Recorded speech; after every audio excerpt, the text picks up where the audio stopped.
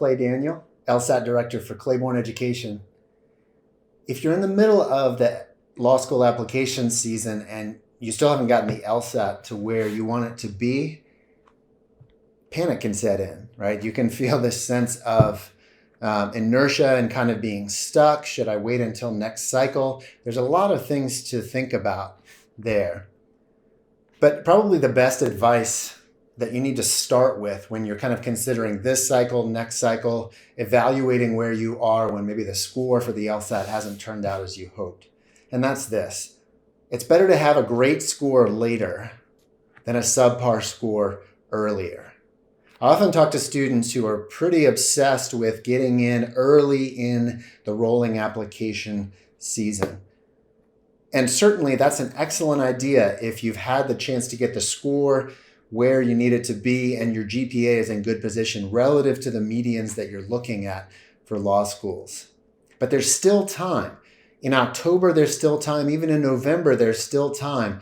If you're registered for the next test, if you're considering November and even January, there's still time to get a strong score. If you've prepared such that you feel that you're close, keep in mind that if you've taken the test once or even twice, it might take that second or that third time to translate. We often see students take the LSAT the first time and score several points below the average of their practice test scores. The stress of test day is real, and it's a real challenge. So don't give up if there still is time to get to where you want to get for this test prep season, especially if your practice test scores show some evidence of that target score that you're looking for. This season in particular, in the odd years of COVID, with the LSAT Flex, there are some unique opportunities. Certainly the Flex is unique in having only 3 sections. After COVID is over, probably no one ever again is going to have this unusual opportunity to take a shorter LSAT from the comfort of their own home. So consider that it may not be time to give up. Having said all that, it's important to put everything together for your application to make sure that you're putting your best foot forward. I've often talked to students who started off with a plan of applying in this particular season and ended up discovering, you know what, I want to make sure that I'm sure about this path of life, that I'm 100% sure I want to go this route. And then to prepare for it in a season when I have time to start, even in the spring, after the holidays, January, February, with LSAT prep, to get the LSAT score you need by the summertime, to have plenty of time to work on that application, to make the personal statement as sterling as you would like it to be. It's not the end of the world to wait a year.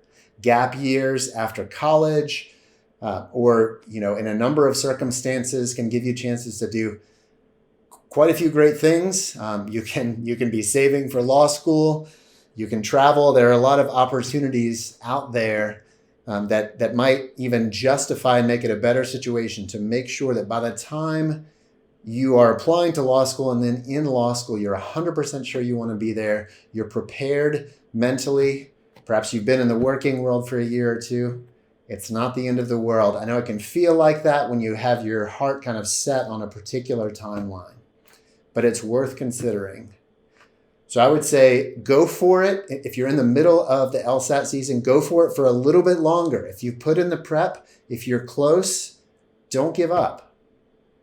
But consider at the end of the day, it might make sense to delay it a year so that you can be sure to put all your best feet forward. We can help you talk more about this at Claiborne. Come talk to us about the test, about preparing for law school and making sure you're ready.